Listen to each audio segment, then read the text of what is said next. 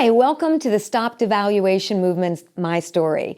And I am so honored to have William Wood here today. Thank you so much for being a part of the StopDevaluation movement. Well, thank you so much, Melody, for having me come. Thank you. Well, everyone that knows what the StopDevaluation movement is realizes that we have such a heart to value all of humanity. But that has not been the experience of most people.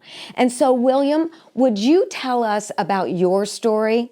Was there anything in your life that made you feel devalued or dehumanized or feel less than someone else? Well, Melody, actually, the place that I grew up was very heavily drug-oriented. It was, rapid with alcohol, with drugs, a lot of drug dealers. And my family I grew up in a broken home, so I didn't have a proper, what I would say, family atmosphere. And one of the things that I learned that was instilled into me as a young boy was that I was inadequate, I was incompetent, and that my voice didn't matter, was no value to it. And so I really carried that throughout my teenage life, getting into drugs myself by the age of 10, 11 years old. Wow. Because I found community with the drug dealers, I found community with the drug addicts, I found community with all those people that gave family to me. They valued you. They valued me. Or it appeared like they valued you. Or it appeared like they valued me. But that's where I found my identity, found my purpose. And the thing is, when you buy into these lies that you're not valued, that you're incompetent, what you're doing, is that gradually you become more and more part of that lie, or that lie becomes more and more part of you. Yeah. Then you begin to think, you begin to talk, you begin to act out that lie. But why? Because you're giving it the power of truth in your life. And that's exactly what I was doing. So by the time that I was 11, 12, 13 years old, I was in and out of crack houses. I was doing all types of different drugs, hallucinogens, and things like that, because I found family with those people. So how did that affect you as you reached your later teen years and your early 20s? Well, by the time that I was 19 years old, I was so strung out on drugs, so I overdosed on drugs at the age, I just turned 20, it was May in 2005, I overdosed on drugs, and I found myself in a hospital room, and I found myself with both my kidneys had failed, and my liver was failing because of the level of drugs that was in my system. And I found myself having this thought every single day as I was in intensive care. Is this what my life is going to be like? Am I going to find value in this? Because I really didn't know if I was going to wake up to see the next day. Well, the good thing is I didn't die. I did come out of that. My kidneys started working proper. My liver started working proper. And I met these two men. They were both pastors. And one of the things that they would say to me is, William, God is going to use you to change the world. And they would just instill those values, instill that truth inside of me. And to be honest with you, at first it was very awkward to receive that. It was very awkward to hear those type of statements because I've been taught. That almost sounded like a lie to you, right? It did. It sounded like a lie. How could I impact my world for good? And that's a very good point, because the longer you believe these lies, the more it becomes truth to you. Yes. Then when you really do hear the truth, it appears to be that lie. It appears to be deceptive when in reality it isn't. And so when they were saying that to me, it was hard for me to take that. It was hard for me to receive that. But once I started viewing myself through that lie, through that truth, through that set of lens, I started seeing my actions change. I started seeing my mindset change. I started seeing my vocabulary, my voice change, and the way that I communicated, the way that I talked to people. Everything began to shift because I was displacing the lies with truth, because truth will set you free. Did they spend time investing into you? Absolutely. The first 4 years after I met these two gentlemen, they poured into me weekly. I met with them once a week. And particularly one of them, Lewis Johnson was his name, and I met with him once a week, and once a week he would just speak truth to me. He would tell me how much I was valued, and he would give me a place to belong. He would give me a place of family, and it was just amazing to be with him, you know. So sometimes it's not always what happens to us, it's what is not invested into us. So That's at right. 20 years old, you had someone that cared enough to invest into you. And see, that's the power that we have as validators to impact a person's life, because we're willing to take the time to say, you are worth my investment. One thing that I always say, what you value, you protect, You invest good. into and you treat it as if it matters. That's good. And when they treated you as if you mattered, it was because you do matter, and That's eventually you began to believe it.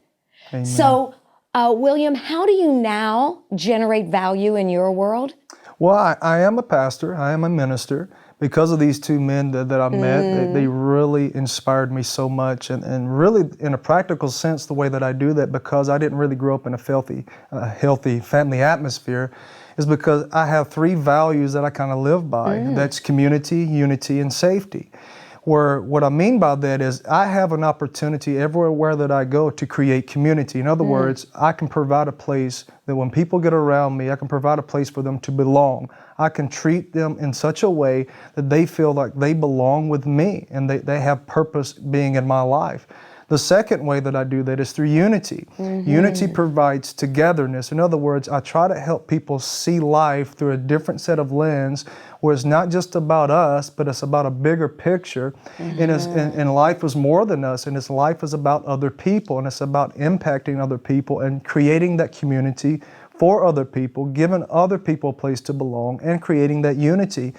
And lastly, I do safety, because people need to know that they're protected when they're in your presence. If they are afraid to open up in front of you, or they're afraid to talk about their struggles because the way that you respond to it, because you out of judgment or condemnation, then they are less likely to open up. But when you create a place of safety for people, then they can actually deal with the root issues of their life. Not only are you dealing with the symptoms, but you're literally dealing with the root issue, the lies that causing those symptoms to be evident within their life. And so these are just three practical ways that I create unity and value and community everywhere that I go, because it's my goal to create an atmosphere of family everywhere that I go, because I believe that's a pillar in society, and I believe that's what's going to cause culture and society to have these values of community, unity, and safety. So that's just three ways that I do that.